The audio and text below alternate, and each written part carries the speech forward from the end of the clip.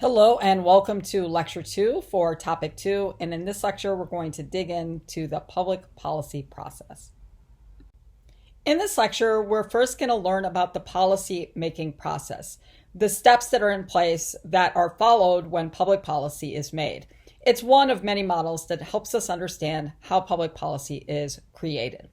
And then we're going to take that model and that we are going to apply it to a federal law so that we can sort of see how the policymaking process works using a very specific example.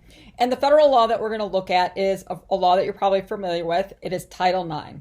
And Title IX is federal law that prohibits discrimination on the basis of sex in educational institutions that receive federal funds. So let's get started.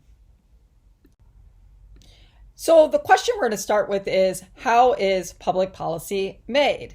And if you were taking a general public policy class, and maybe you'll take that as you move on to your senior year of college, you'd be taking a look at the many different models that political scientists have come up with to help us understand how public policy is made. But in this class, we're going to just start, and we're just going to look at one model as a starting point. And the model is known as the policymaking process. It's a very straightforward model for understanding how public policy is made, because this model sees policymaking as a predictable political activity with well-established steps. It's a process. There are critiques of this model that not all the steps are always followed, and that there's other factors that influence public policy making, such as interest groups and the power of pluralism, etc. But this is a good starting place, and so that is the model that we're going to use. So the policy-making process model focuses, as it says there at the top, on the process, a known process that is followed. And so I want to list the steps in the policy-making process first, and then we're going to go in and we're going to look at each of these steps in more detail. So right now we're just listing the steps. The first step is problem identification and agenda setting. The second step is policy formation and legitimation. The third step is policy implementation. And then the fourth step is policy evaluation. And so we're going to look at each of these steps in more detail, define them, and then we are going to apply them to federal law Title IX. But before we look at each of these steps in more detail, let's explain what Title IX is. So Title IX is federal law that prohibits sex discrimination in any school receiving federal funding.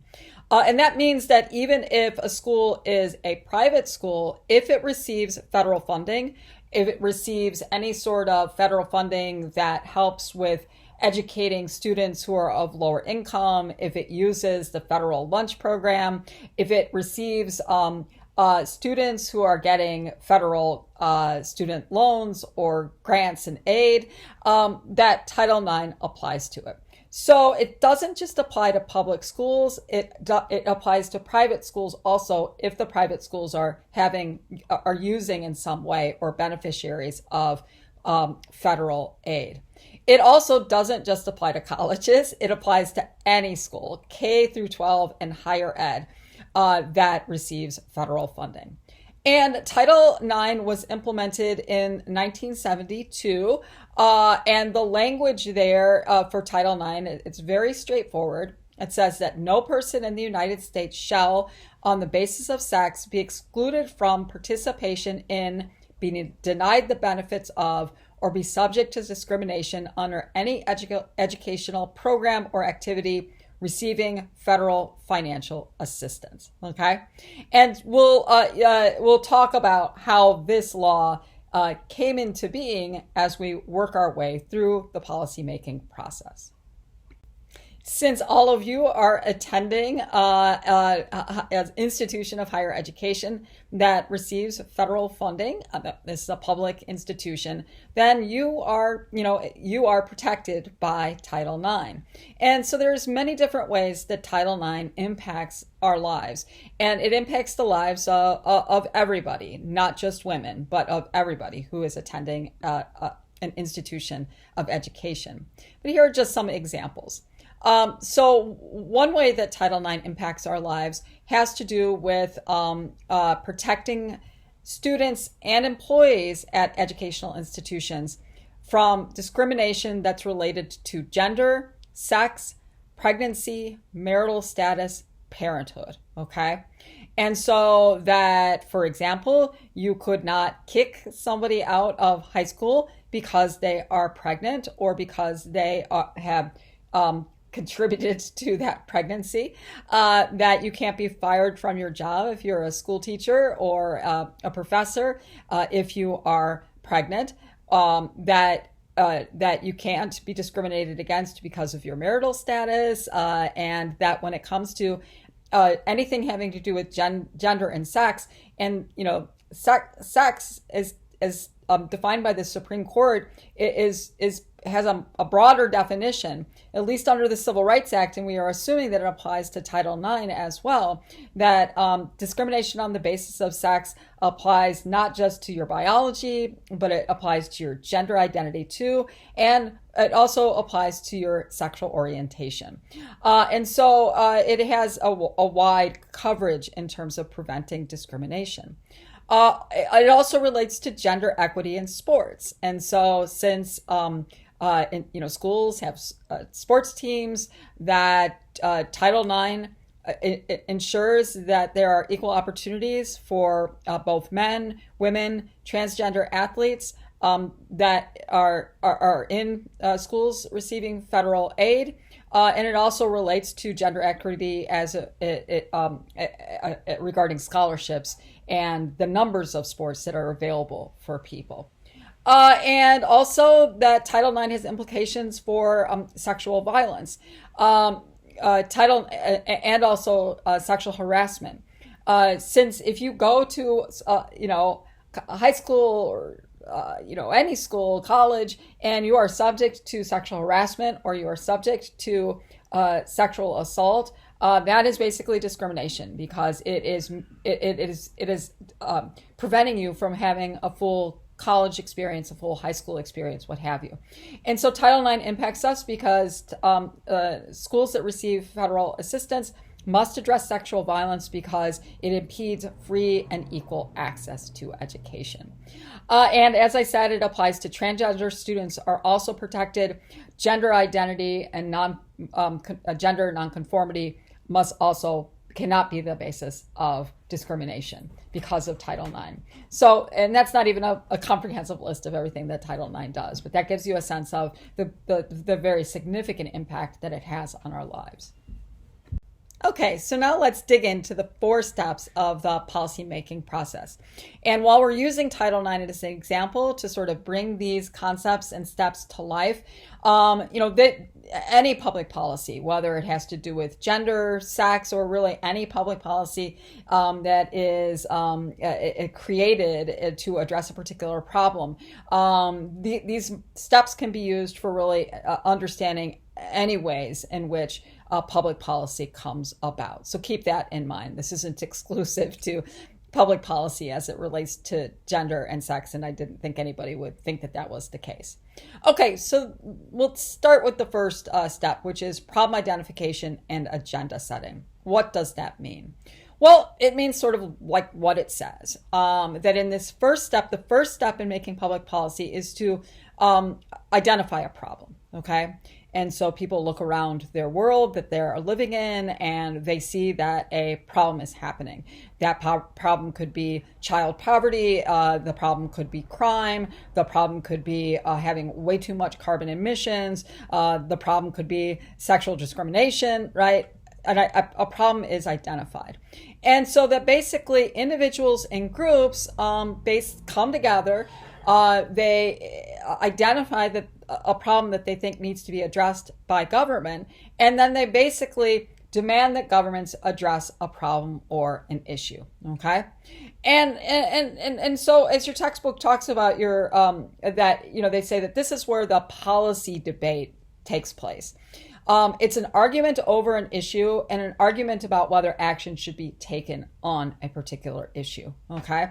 And so you can use environmental policy as a really good example, right? That we've been, having a policy debate for a while about initially when it came to the rising temperatures in not just the United States, but in the world, it was a debate over what was causing that rising temperatures. Was it just a natural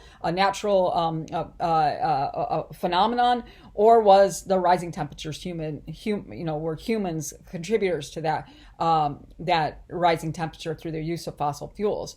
Well, we pretty much got to the point where everybody accepts that humans contribute to the rising temperature and the climate change that's taking place. But we're still sort of in the argument, the policy debate about what steps should be taken, right? Should we tax carbon emissions? Should we trade carbon emissions? Should we, phase out cars that depend on fossil fuel, etc.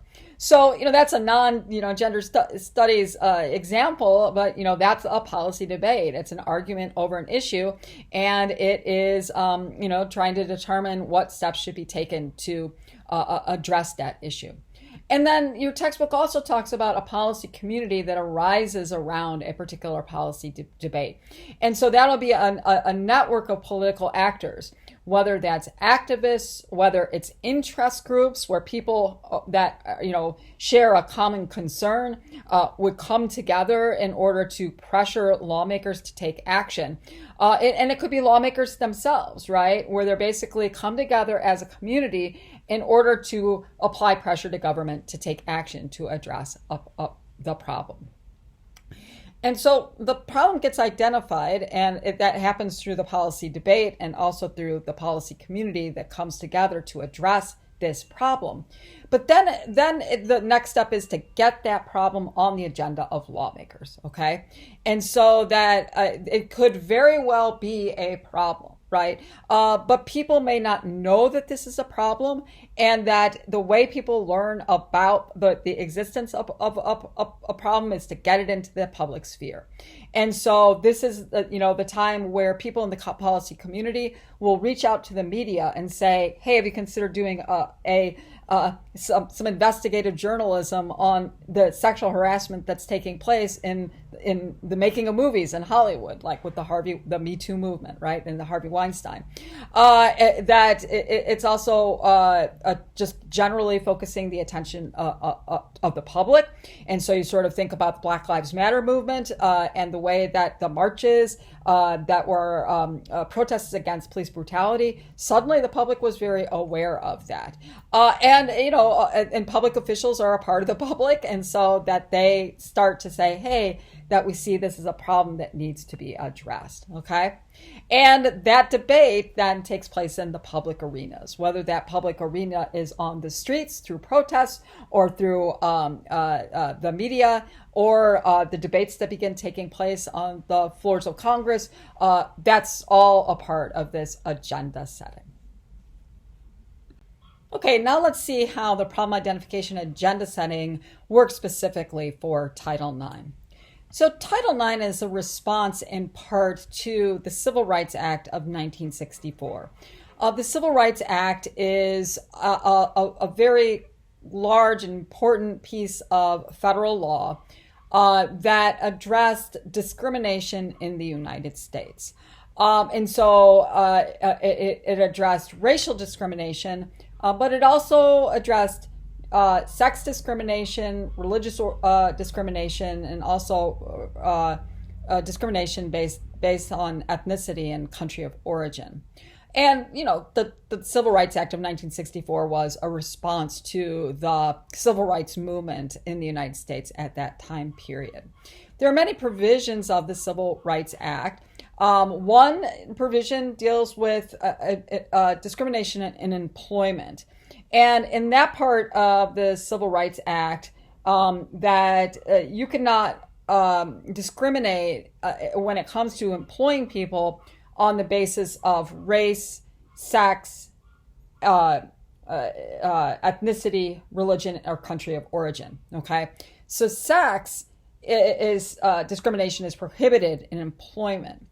However, another thing that the Civil Rights Act addressed is discrimination in schools.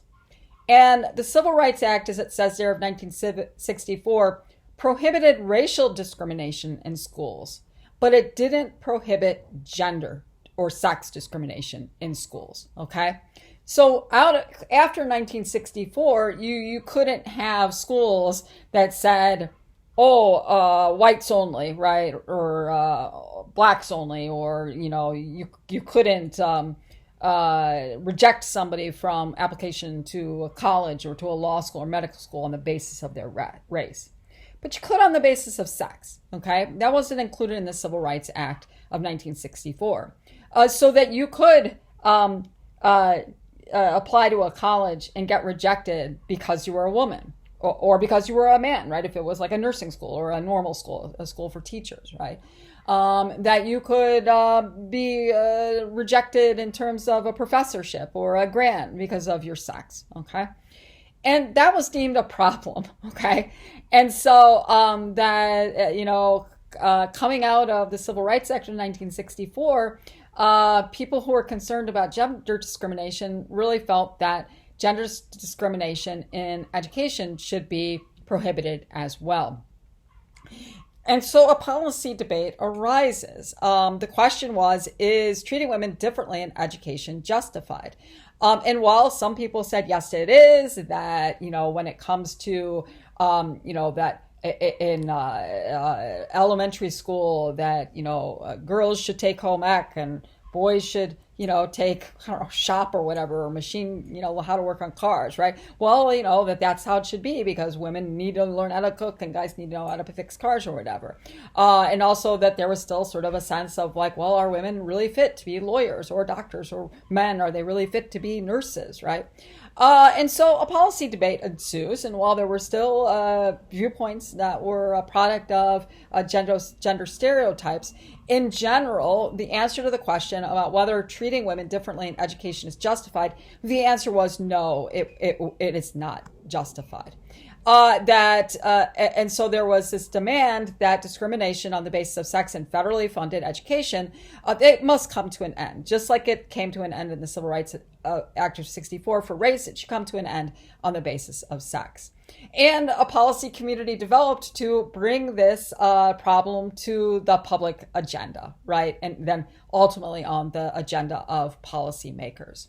And so interest groups such as the National Organization of Women and the WHEEL, Women's Equity Action League, they were on the forefront of bringing this problem to the attention of the public and to the media and to lawmakers.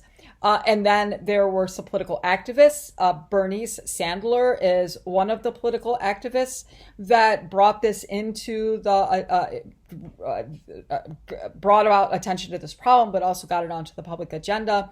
Bernice Sanders was a professor, and she was denied professorship at the college that she was working at because they said that she was too aggressive for a woman and they didn't think she'd be a good fit in the department. And so she hired lawyers and she sued colleges and universities that were engaging in this kind of discrimination.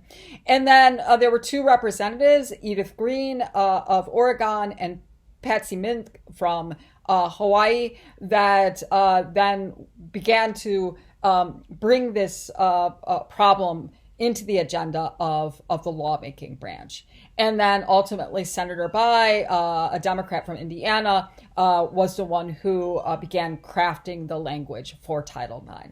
So that's a good example of that first step and how that is brought to life through the problem identification agenda setting for gender discrimination.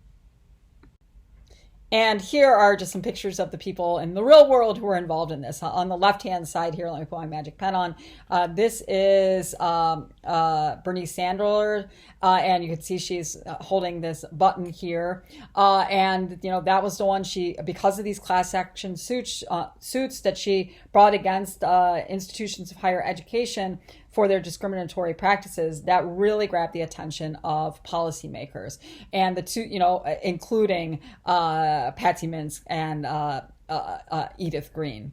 And then on this, here is now the National Organization for Women Equality. The time is now. And so there were marches going on and protests raising attention and awareness about gender discrimination in education. All right, step 2 is the policy formation and legitimation step.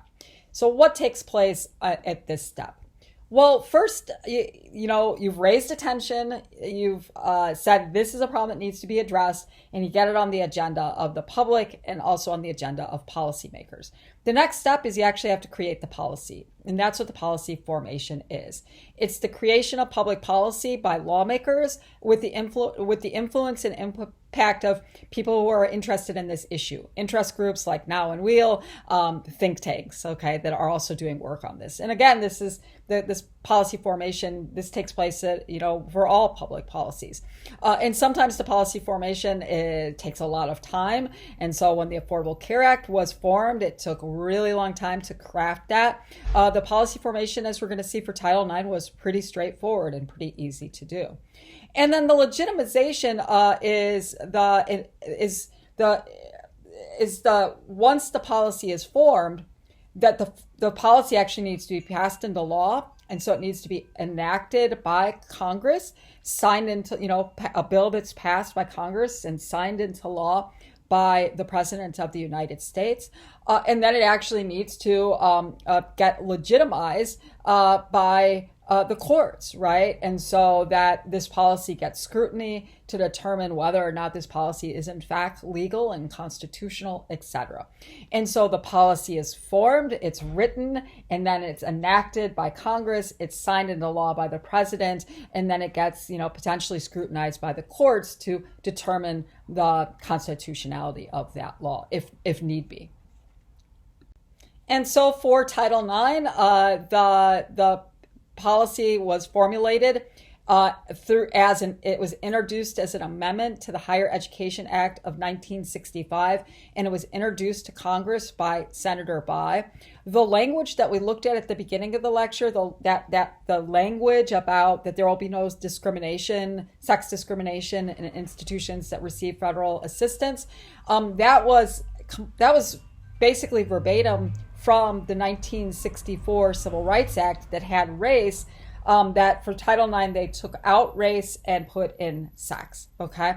And so it was introduced as an amendment to an existing federal law, the Higher Education Act of 65. It passed with strong support by Congress. These are the days of yore where we used to have bipartisan support for policies.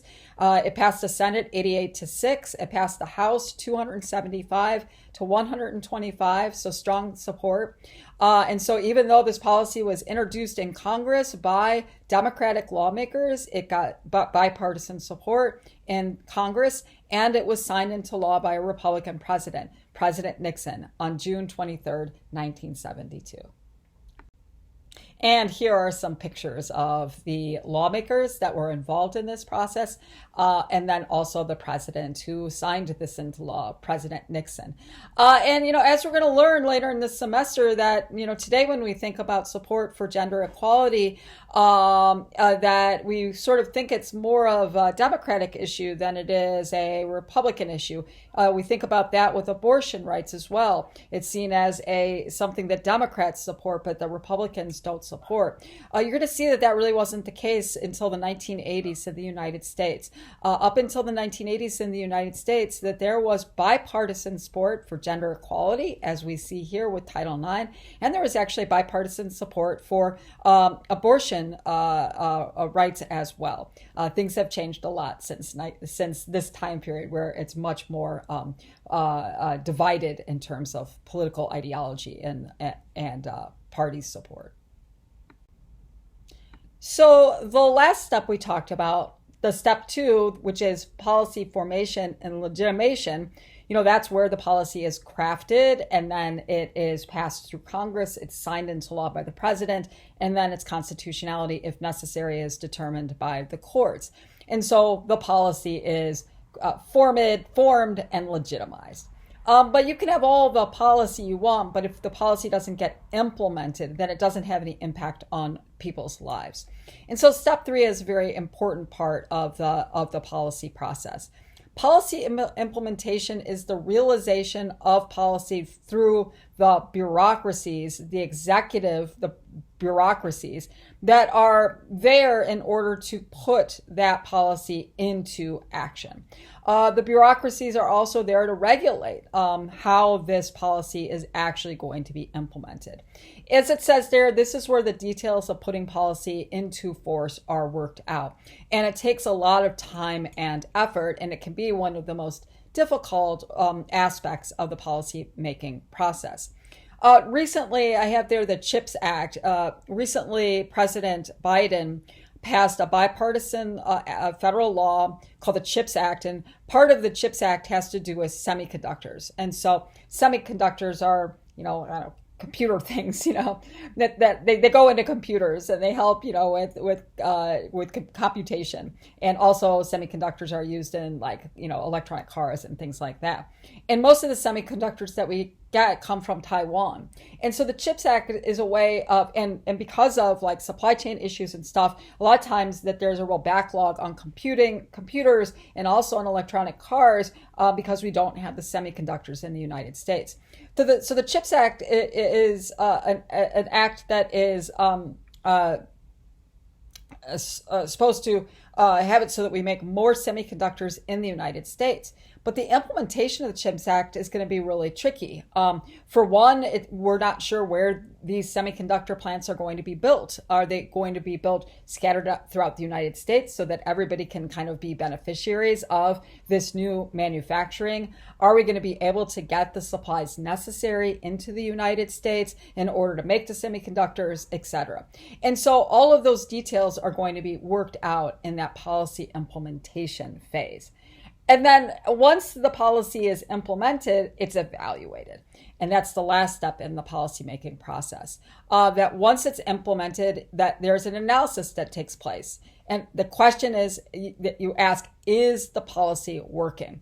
Going back to the CHIPS Act, there's a lot of times when the federal government has tried to have a federal effort to improve manufacturing of a certain a product within the United States. But a lot of times those have been unsuccessful. And so it gets implemented, but at the end of the day, that either there's not enough workers or there's not enough money or there's not a competitive market to actually make this, this thing you're manufacturing to actually survive, right? And so, some are wondering about that with the CHIPS Act. Is this one time where the federal government is actually going to be able to do some manufacturing at home in the United States that's successful? And we'll figure that out when we get to the policy evaluation stage on that particular federal law. So how did this play out with Title IX? Well, as we saw that the wording of Title IX and that amendment to the Education Act, it's very short. As it says there, it's a very short amendment. But to realize how we bring about the end of sex discrimination in educational institutions, that took a lot of work, and it happened through the federal bureaucracy. So today, when Title IX was initially passed, it went through the Health, Education, Welfare, the Department of Health, Education, and Welfare. Today, that department no longer exists. It's been separated into the Department of Health and Human Services and the Department of Education. And today it's the Department of Education that is responsible for the implementation of Title IX. Also, that that your textbook talks about conceptual frameworks that play a role in the policy implementation. And what that meant for Title IX was that there was widespread acceptance that there should be gender equity in secondary and higher ed. And the question is how to achieve that gender equity, okay? And so, one of the, when Title IX was being implemented, again, the language of Title IX is really brief, sort of like, okay, what is discrimination? And so there was arguments over whether or not textbooks needed to be in lower grade levels needed to be gender neutral, right? And then they decided, well, we're not going to do that because it could have First Amendment implications. There were also a lot of arguments about, okay, when we're having gender equity in sports, does that mean that we have to have a women's football team? And because there are so many, scholarships that are associated with men's football, like how is it going to balance out? And so, men's football programs were excluded from Title IX in the calibration of how many scholarships that the scholarship equity. And so policy implementation can be a reflection of this conceptual framework. You accept that there needs to be gender equity, but how we achieve that gender equity, there can be disagreements about that. And the groups that make the most the persuasive political arguments are the ones that have the greatest impact on the way in which that policy is going to be implemented. And that brings us to the last step with Title IX of policy evaluation. The question is, what has been the impact of Title IX? Has it been successful? Has it achieved its goals? Where does it fall short? What are the unintended consequences? Well, it really has achieved its goals in terms of increasing gender equity in terms of college admissions. When you look, and you'll see this in your textbook when we get to this later in the semester, when you look at college admissions prior to Title IX, many more men went to college than women. Title IX passes, and you see the gap between men and women in higher ed close to the point that now we have more women in college than men. And so now there's sort of a concern about Title IX is there sex discrimination going on? Is there some sort of implicit bias that is potentially leading more and more young men to not choose to go into higher ed? Or is it just a reflection of something that has nothing to do with overt discrimination or even implicit bias? So Title IX has achieved its goals in terms of college admissions, but areas where it has fallen short through this policy evaluation is the failure for universities to fully address sexual harassment and violence. And so there's always been efforts to improve that through the Violence Against Women's Act that have been passed by Congress in order to more fully address the issue of sexual violence on campus. And also the unintended consequences is the adverse impact on men's sports. I come from a family who wrestled, not my side of the family, but my husband's side of the family was filled with wrestlers. And, when I first met that family, then they knew that I taught gender studies. They were like, wrestling, we've lost so many wrestling positions due to Title IX because football is not going to be cut and basketball is not going to be cut in order to get gender parity. But some of the smaller men's programs like men's gymnastics and men's wrestling have been cut in order to get that gender parity. And so that can be one of the unintended consequences. And that is a product of that policy evaluation. All right. Thanks for sticking through this. You'll be keeping this in mind throughout the course of the semester as you yourself engage in a deeper analysis of public policy. Thanks for listening. Talk to you again soon.